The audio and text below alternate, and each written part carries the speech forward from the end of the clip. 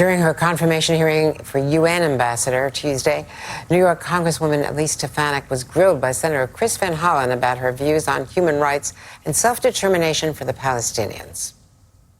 I'm rarely surprised by answers in my office, but I did ask you whether you subscribe to the views of Finance Minister Smotrich. Of who? I'm sorry, Smotrich. This is the Israeli Finance Minister Smotrich and the former National Security Minister Ben-Gvir, who believe that Israel has a biblical right to the entire West Bank. And in that conversation, you told me that, yes, you shared that view. Is that your view today? Yes. Joining me now is retired NATO Supreme Allied Commander Admiral James Stavridis. Admiral, thank you very much for being with us.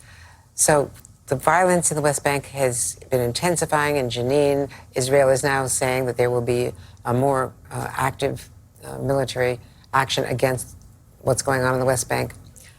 Congresswoman Stefanik's statement is against what has been long-time U.S. policy, but it is in accord with those two ministers, one who has just resigned, Ben-Gvir, who've been pressing Netanyahu, the prime minister, so strongly to have Israel take over the entire West Bank. It's also in line with the proposed ambassador to Israel, Mike Huckabee's position.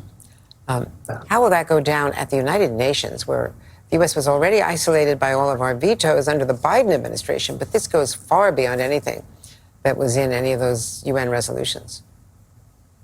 Yeah, it'll go down badly, and let's face it, Team Trump could care less about what happens at the United Nations. They've just pulled out of the World Health Organization. They have pulled out of the Paris Climate Accords. I think it's pretty clear that they will be extremely disdainful of what is generated politically in the United Nations. Here's the swing vote in all this. It's not the United Nations, and it's not the Trump administration, and we kind of know where Israel is. The swing vote in all this, Andrea, is going to be the Arab world, and it's going to be notably the Kingdom of Saudi Arabia, but also UAE, Qatar, the Gulf Arabs, who have the money to do the reconstruction, could provide troops for a peacekeeping force. I think that is the counterparty with which the Trump administration is going to have to, if you will, negotiate. And I think that one could come out reasonably well, as in the Gulf Arabs will be somewhat supportive of the Palestinians and have long-term support for a two-state solution. The quid pro quo for them to recognize Israel, the kingdom, is going to be whether or not there's some level of restraint on Israel in the West Bank. Watch that space. Watch what Mohammed bin Salman, the de facto leader of the Kingdom of Saudi Arabia, has to say about all this. No, exactly, because Benjamin Netanyahu does have aspirations still for that Saudi recognition.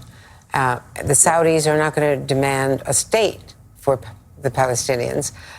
They would have just wanted, sort of lip service, but now it's really a pathway to something because of all the violence in Gaza. They have to worry about the Arab world as well and about their populations.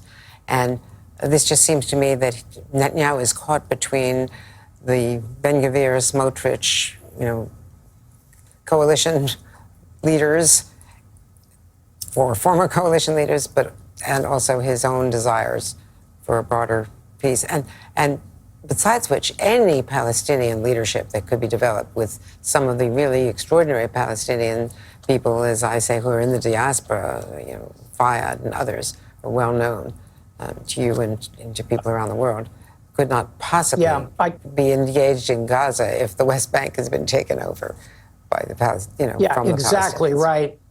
And we haven't even mentioned really the third piece of all this, of course, is in Tehran.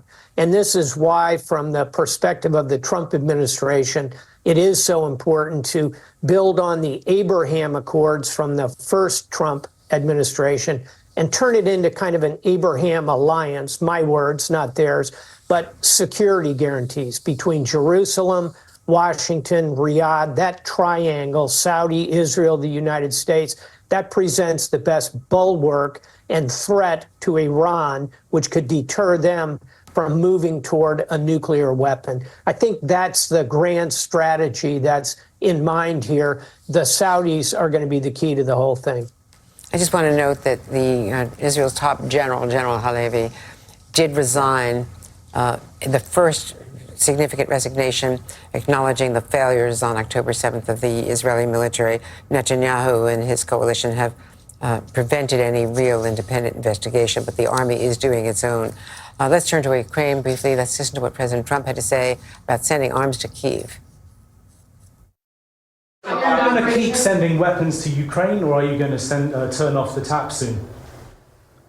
Well, we'll look into that. We're talking to Zelensky. We're going to be talking with President Putin very soon, and we'll see how it all happens.